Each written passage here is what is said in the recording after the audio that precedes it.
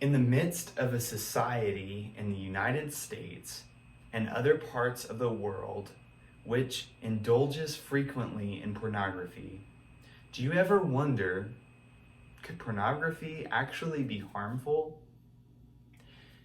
According to the Utah State Legislature, porn is very dangerous. The organization Fight the New Drug embraces this as a scientific fact. They help to fight against a vice which they see responsible for the destruction of thousands of livelihoods. Over the years, I have watched as Fight the New Drug has gained greater and greater credibility. And now, as an organization, they are completely transforming the view of pornography across the entire world.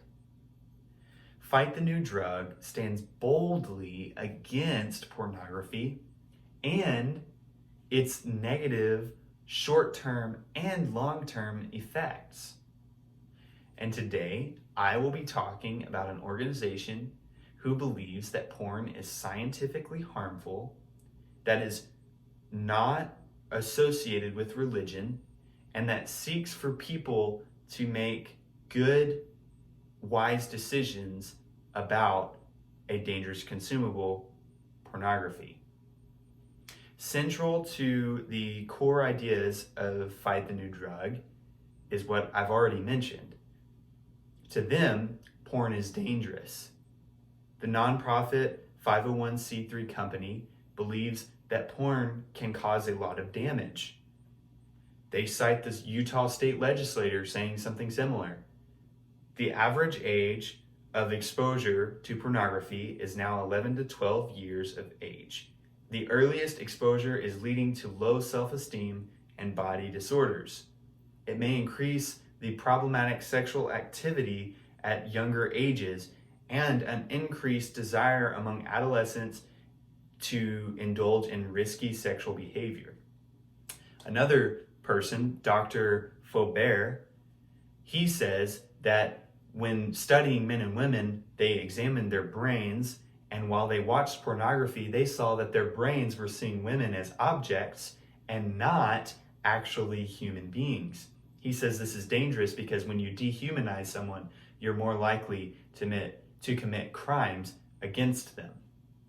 So the science behind the organization of Fight the New Drug is solid, and they don't come from a side of like uninformed or religious affiliation when they're fighting against pornography. They are not motivated religiously at all, in fact. There's no religious convictions on their website listed at all. And instead of listing the Bible as a source and citing that, they cite people like the aforementioned Dr. Faubert. He is a player in the research field into pornography who makes no religious claims at all. And yet, he is one of their top researchers. Another source is a book called Sexual Behavior in the Human Male. This came out sometime in 1992 and spoke about, among many other things, erectile dysfunction. They use this to trace the rate back then to the rate now and compare it with how pornography consumption has gone up as well. They compare the correlation. So use of all of this medical stuff, scientific records, all of that brings me to my third and final point. They seek for people to make informed decisions on pornography consumption. Rather than trying to expressly dictate what they do with the pornography, consume or not consume, they're trying to help people make wise and informed decisions.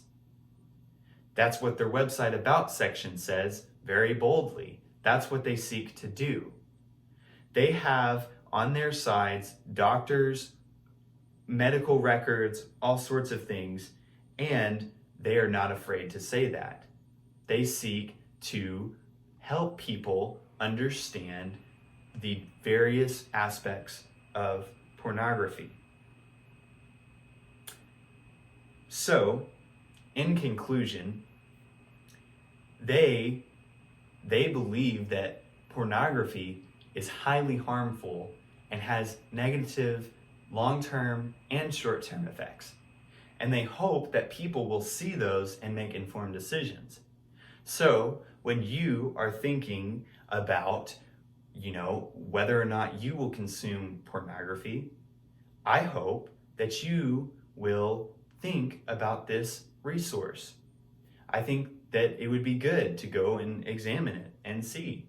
Just look into them. They're pretty cool. I like what they do. Thank you.